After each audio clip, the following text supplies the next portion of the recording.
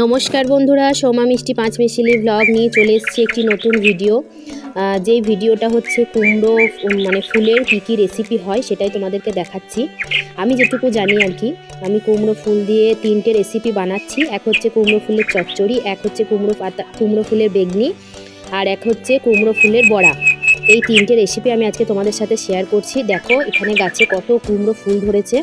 একটু ভোর ভোর দিকে কুমড়ো ফুলগুলো তোলা, তো ওজন একটু মানে হালকা অন্ধকার অন্ধকার ভাব আছে। তো চলো আমি এই গাছ থেকে কুমড়ো ফুলগুলো সব তুলে নেওয়ার পর তোমাদেরকে দেখাচ্ছি আমি রেসিপিটা কিভাবে বানাচ্ছি, কি করছি না করছি।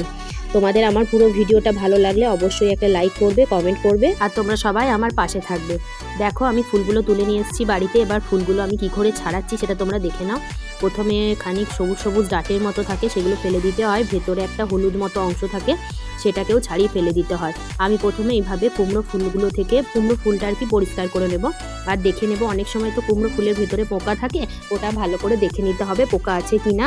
এরকমভাবে ছাড়িয়ে নিয়ে আমি এরকমভাবে প্রথমে কুমড়ো ফুলগুলো ভালো করে কুচিয়ে নিচ্ছি। যেহেতু বড়া হবে সেহেতু কুমড়ো ফুলগুলো একটু ভালো করে কুচিয়ে নিতে হবে। এরপর দেখো দিয়ে দিলাম বেসন, আর এর মধ্যে দিয়ে দিলাম একটু পরিমাণ মতো নুন, আর এর মধ্যে দিয়ে দেব গোটা জিরে, আর এর মধ্যে আর দিলাম একটু মিক্স মশলা, একটু খাবার সোডা আর মিক্স মশলা। এই সমস্ত কিছু উপকরণ একসাথে মিশিয়ে নেব, আর একটুখানি কুচনো কাঁচা লঙ্কা দিয়ে দেবো। দিয়ে কড়াইয়ে তেল গরম করে গোল গোল করে ছেড়ে দিতে হবে। তো দিয়ে এক পিঠ ভেজে আর এক পিঠ ভেজে তুলে নিলেই তৈরি হয়ে যাবে আমাদের কুমড়ো ফুলের পকোড়া। কুমড়ো ফুলের পকোড়া সন্ধ্যাবেলা টিফিনের টাইমে খেলে ভীষণ ভালো লাগে খেতে। তোমরা এইভাবে একবার পকোড়া করে খেয়ে দেখবে। এটা দেখো আমি বেগুনি বানাচ্ছি, তার জন্য আমি নিয়েছি বেসন, নুন, খাবার সোডা, কাঁচা লঙ্কা, গোটা জিরে, এটা দিয়ে আমি ভালো করে ফেটে নিয়েছি। দিয়ে কুমড়ো ফুলগুলো বেসনের মধ্যে হালকা করে করে চুবিয়ে নিয়ে মানে ভালো করে মিশিয়ে নিয়ে বেসনের সাথে তেলের মধ্যে ছেড়ে দিচ্ছি। তেলের মধ্যে ছেড়ে দেওয়ার পর ওরকম একইভাবে এপিট ওপিট উল্টে ভালো করে ঘুরিয়ে এদিক ওদিক করে ভেজে নিলে কুমড়ো ফুলের বেগুনিও আমাদের তৈরি হয়ে যাবে। দেখো আমাদের এখানে তৈরি হয়ে গেছে কুমড়ো ফুলের বেগুনি। এইভাবে তোমরা পকোড়া বেগুনি মুড়ি দিয়ে খেতে ভীষণ ভীষণ ভালো লাগে। এবার দেখো আমি চচ্চড়ি রেসিপিটা দেখাচ্ছি।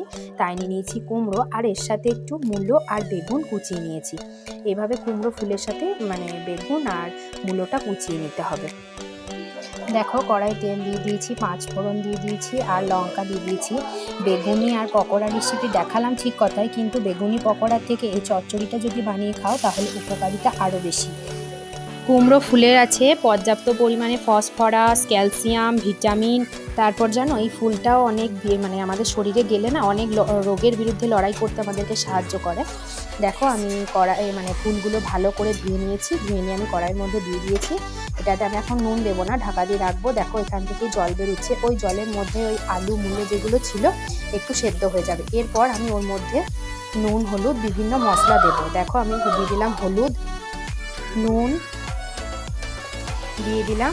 এরপর এর মধ্যে আমি একটু জিরে গুঁড়ো, ধনে গুঁড়ো এসবও দেব।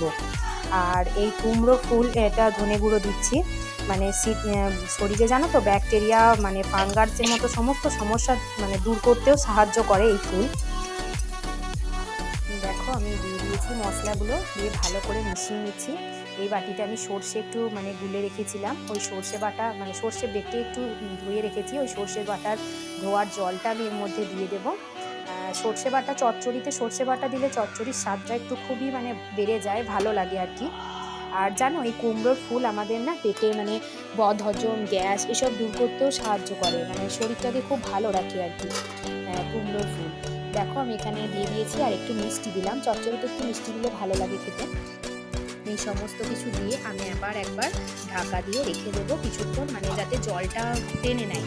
জলটা থাকলে চচ্চড়িটা ভালো লাগে না, চচ্চড়িটা একটু জলটা টেনে নেবে, তা লাগা হবে, তবেই না চচ্চড়িটা খেতে ভালো লাগে।